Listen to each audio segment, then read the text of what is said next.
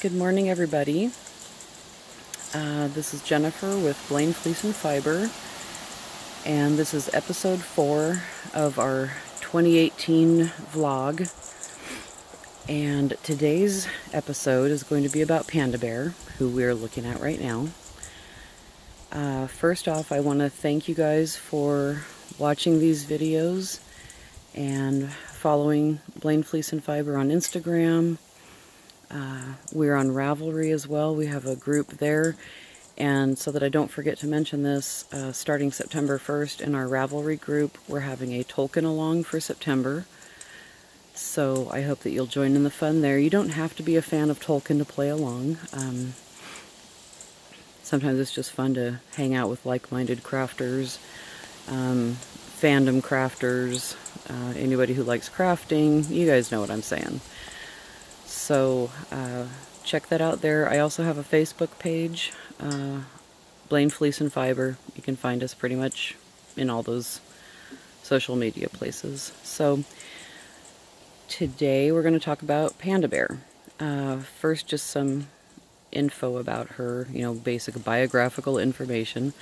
Panda Bear is our oldest sheep by 1 day. She is a day older than her sister Black Velvet. Panda Bear was born on March 15th of 2008, so she is 10 years old this year. And for sheep, 10 is getting up there. 14 is considered quite elderly. Think in terms of large dogs. I was figuring out,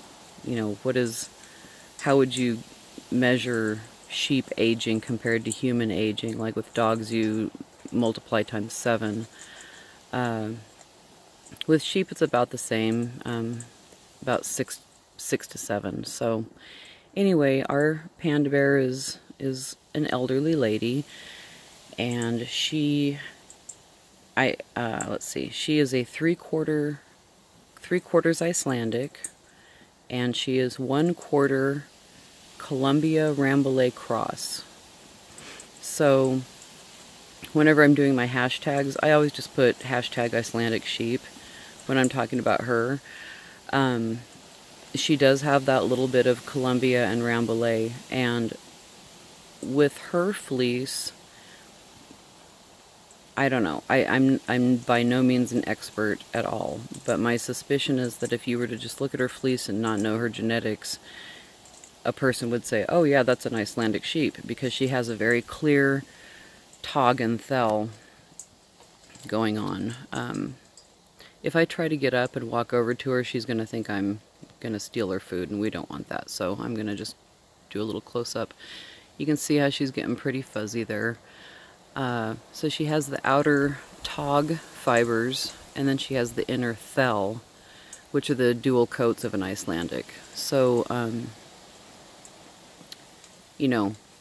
maybe somebody from Iceland would say, oh, no, she's not quite purebred. I don't know. But I do know that she has the most beautiful fleece. I've been processing her spring 2017 fleece to be able to use it for felting soaps, and it is luscious. She has quite a bit more lanolin in her fleece than her sister, or even, I'm not sure about Mikey, because I didn't ever process any of his fleece myself. I always took it up to fibers first. So that actually, now that I think about it, that might be a giveaway.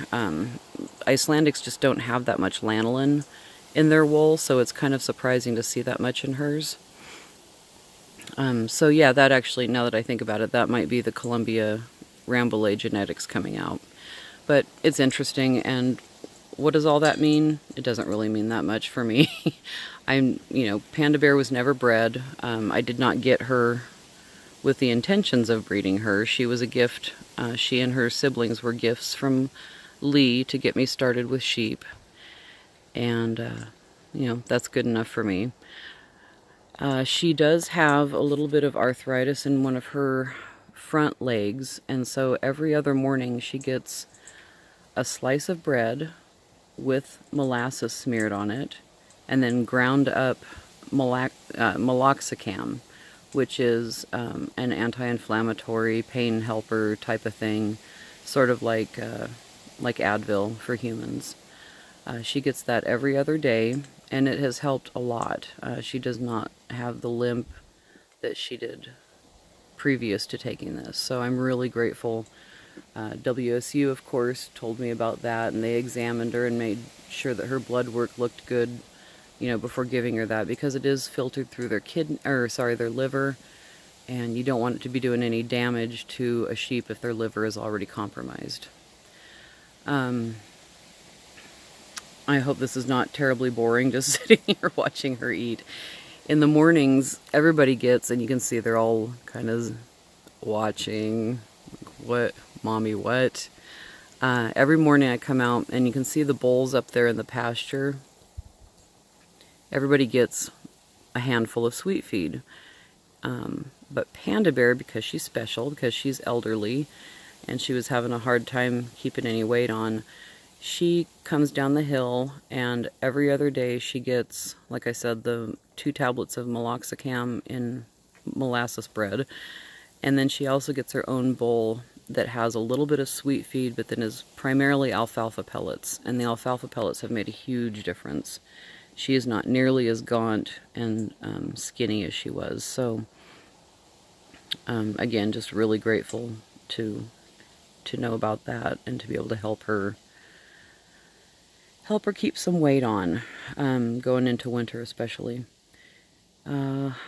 Silly things about Panda Bear: she is the only sheep that we have that doesn't like to be petted. She does not want to be touched.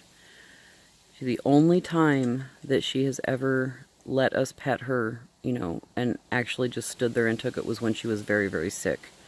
And we knew then, not only other behaviors, but just, the fact that she's letting us hug her and pet her. She was so sick. That was in 2017. That was a result of copper poisoning, which I hate to even say out loud. And I've written about it in my blog. And if you have any questions, feel free to, post questions after this video, because I really don't want to talk about it now.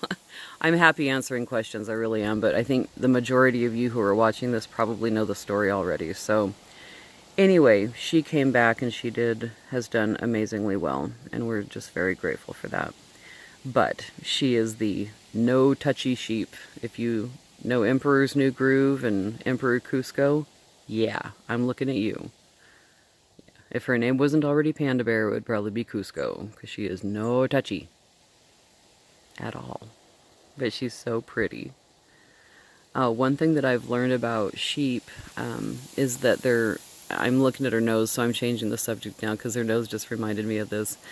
But their markings change throughout the year, and I don't know if it's temperature or season or I'm not, I really don't know why that happens. But in this winter time and early spring, that big black on her nose goes away. It doesn't go away completely, but it really disappears quite a bit. You can see she's got some markings there, but it's not as obvious. And same thing with Garnet. He has little vampire fangs that come out as we get closer to autumn. And I just love that. I love seeing her black nose come back and seeing her pretty wool grow out. Okay, we're going to walk over and let everybody else out while I keep talking about you, okay? She's all done with her sweet feed. Yes. Hello, beautiful. Oh, look at that face. My goodness, you are so pretty. Okay, let's go let everybody else out. Yeah, because Rosie's bellowing now. So, let's see. Panda Bear. I'm trying to think of other things to tell you about her. She's 10 years old. I told you that. She is a half-sister of Black Velvet. And she was full sister to Mikey. So they had... Mikey and Panda Bear had the... Sorry. Ooh, here we go. Mikey and Panda Bear had the same mom. Dad. That would have been tricky. Same dad as Black Velvet, but different moms. And Black Velvet was born the day after the two of them. Okay. Now we gotta walk up here. Hi, Sam. Let you guys out. Sam, your collar's all goofy. How'd that get up on your head? There we go. Okay. Sorry. Apparently walking and talking is kind of difficult. There we go. You can go now. You can go out now. Sam's gonna get impatient if you don't come out now. There's... Oh, you just wanted lovies, didn't you? Is that what you wanted? Okay, so this is clearly not turning into not being about Panda Bear. Here, look at mommy. Look at mommy. There we go. Okay. Hi, Rosie. Yes, you pretty girl. So, Panda Bear and Mikey and Black Velvet originally belonged to a lady named Nancy, who was a friend of Lee's, who bought them when they were lambs. And when Nancy was diagnosed with cancer, I'm not sure how many years she had been able to have them, but before she died, she wanted them to go back to Lee, so that Lee, so that she knew that they would be okay. And so when I met Lee that day, when I was looking for fleeces, and asked if, what it was like to have sheep and all that good stuff. I have a little bunch of followers here. Hello, buddy. Hello, buddy. Lee said, oh, well, I have 3 sheep that I could give you. And she meant Panda Bear, Mikey, and Black Velvet. Lee just figured she had already sold them once as lambs. And she didn't want to sell them again. She would have kept them, for their whole lives. She just wanted them... If she didn't keep them, she wanted them to go to somebody who would love them. And I think she knew what an animal nut I was. Hi, Cupcake. So, that's the story of Panda Bear. She is our loudest sheep. And I know that some of you have seen videos I've posted on Facebook and Instagram. I really wish I could get her to baa today. I guard it. They're investigating. Yeah, I've got to get these branches out of here. I had a dog in the window there for a minute. Oh my goodness. These are not going to be perfect little edited podcasts ever. No, they're not. Yes, you are walking so much better. You are. You are, you're just beautiful. She is our loudest, and she's our crankiest. And she will stand at the house and stare at the house and yell at us to bring out bread to her. Last fall, I decided not to shear her because her body condition score wasn't great. It was, I think, a 2 or a 3, which I shouldn't say that's not great. Maybe it was a 1 or a 2. Body conditioning or body condition scores in sheep has to do with basically how much weight they're carrying and how much meat you can feel along the backbone. And when we took her to shearing, we met Dr. Bradley, who was there helping with the vet students. And she checked her over, did a really, thorough physical feel up of her. Yes, she did. It was horrible, I know. And said, yeah, she agreed that Panda Bear just didn't have enough weight on her, and that not shearing her would be a good idea. So last fall we did not shear her. And this spring, when we did, that fleece was so long and beautiful, and it was full of lanolin. I think Martin kind of had a hard time getting it off of her because there were places where the lanolin, it looked like butter. It looked like, swaths of yellow butter on her. I took the fleece up to Fibers First, just thinking that they would say, oh, it's too long, or it's, blah, or something. And Lowell, who runs Fibers First for his wife, Karen, said, no, it's really nice. This is a really beautiful fleece. So yeah, I know what you've been doing. Yes, you've been knocking bowls down and chewing on lids. I know. Yes. So I don't know this year what I'm going to do about Miss Panda Bear, as far as shearing her. Last fall, when I decided not to shear her, I figured there would never be another fall fleece from her, and there would never be, you know, the possibility of having roving for sale from her. But I was wrong. Yes, I was. Shocking, I know. That year-long fleece that I took up there is going to come back probably in September and will be just beautiful roving. And then I'm going to wait to decide whether or not to shear her in October until whichever doctor is there at shearing gives her another feel up, which she loves so much. Oh yes, yes you do. You are beautiful. Yes you are. You're just gorgeous. I felt like keeping it on her all year long and then having it come off in April was kind of a shock to her system. You know, you think about having this nice warm wool coat on for basically a full year, you know, in the cold weather, say from October through, well, probably September through April here, and then all of a sudden in April it comes off, and you know you're down to just a little short crew cut basically.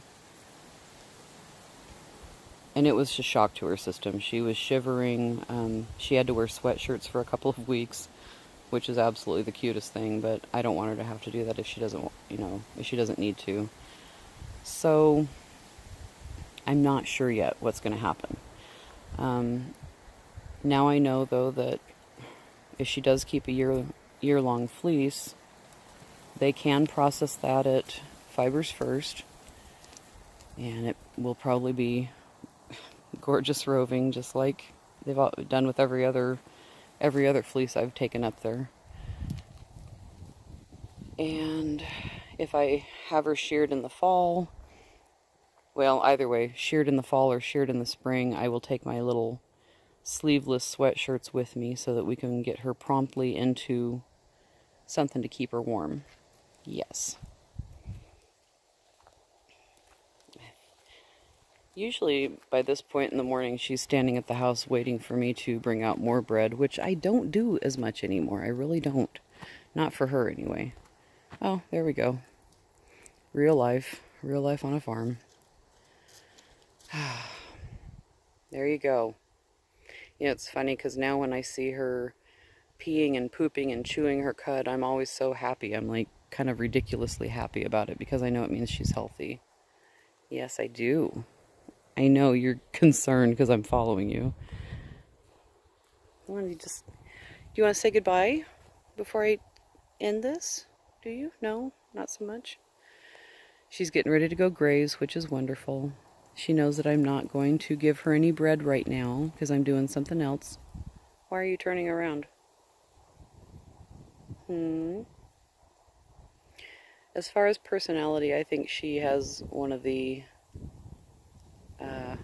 funnest, I know that's not really a good word or a word to use, most fun personality of the flock, just because she is so independent and so sassy. When we've brought home new sheep, her MO is to do little karate chops at them with her front leg. Yeah, probably the arthritic front leg, but she's not going to let a little arthritis stop her from telling those new sheep who's the boss. She does these little, I can't do it without turning the camera around, which I'm not going to do. Just little, okay, picture not a karate chop, but picture like a Heil Hitler salute. Yeah, little stiff-legged kick from one of those front leggies. She's showing them who's boss. Yes, you are. So she is our Dowager Countess. She is our elder lady. Yes, you know I'm talking about you. And that's probably enough blethering about one sheep for the day. I hope everybody is doing well. Here it's finally getting cold at night. I'm out here in shorts and a t-shirt, but really probably would have been more comfortable with a sweatshirt on and pants. It's amazing. It's a miracle. So I hope wherever you are that you are having the weather that you want and need. Now that the yellow jackets aren't as bad, I can get out here and start cleaning up the yard. Yes, because I was scared of them, I admit it. They land on my legs. I know. And you guys don't like them either. I can always tell when you're getting bugged by them. You're shaking your heads out there. Yes. And I think Black Velvet actually even got stung on the mouth by some, so that wasn't cool. But she's okay. Yes. This has been the biggest adjustment for me is having outside animals, because I had never even let my cats be outside. And now they have to be. The sheep have to be outside. I know. You cannot be potty trained. No, you can't. I'm being silly now. So, this is Miss Panda Bear. Again, she's a 10-year-old ewe, and she is our oldest sheep. And we love her very, very much. And we hope she's around for another good long while, as long as she's healthy and happy. Yes. All right, I'm going to let you guys go. And if you have feedback on these, anything that you would like to know about with the sheep, questions you have about how we take care of the sheep, hi Rosie. This is Rosie Cotton. Because I want to be part of everything too. I'm a good girl. Yes, you are. Any questions, leave them in the comments. You can also post questions in the Ravelry group, on the Facebook page, and on Instagram. So let me know if you have questions. Signing off here from Blaine Fleece and Fiber, and I hope you guys have a great day.